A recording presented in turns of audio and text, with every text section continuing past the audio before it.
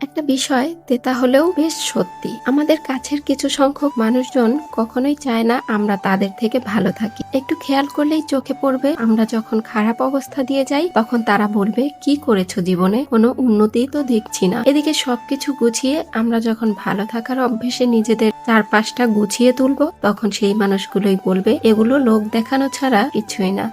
অথচ কিছুদিন আগে পরে দেখা যাবে সেই লোক দেখানো কাজগুলোই তারা নিজেরাও তাদের জীবনে অ্যাপ্লাই করছে। অর্থাৎ আমাদের আজকের ভালো থাকাটা তাদের পছন্দ হচ্ছে না, বা যারা নিতে পারছে না, দেখা যাবে সেই একই রুলস গুলো ফলো করে তারা নিজেরাও ভালো থাকার চেষ্টা করছে। যেমন আপনি আপনার বাচ্চার জন্য একজোড়া জুতো কিনেছেন, সেটা দাম একটু বেশি। এটা শুনে আপনার পরিচিত কিছু মানুষ বলবে, আমি হলে এত দাম দিয়ে জুতো কিনে কখনোই এত টাকা নষ্ট করতাম না। এবং অপেক্ষার পর দেখা যাবে এত দামি জুতোই সে তার বাচ্চার জন্য কেনার কামনা মনের মধ্যে পুষে বেড়াচ্ছে। অপরদিকে তার কথায় আমরা আমাদের ভালো দিনগুলোকে মলিন করে রাখছি।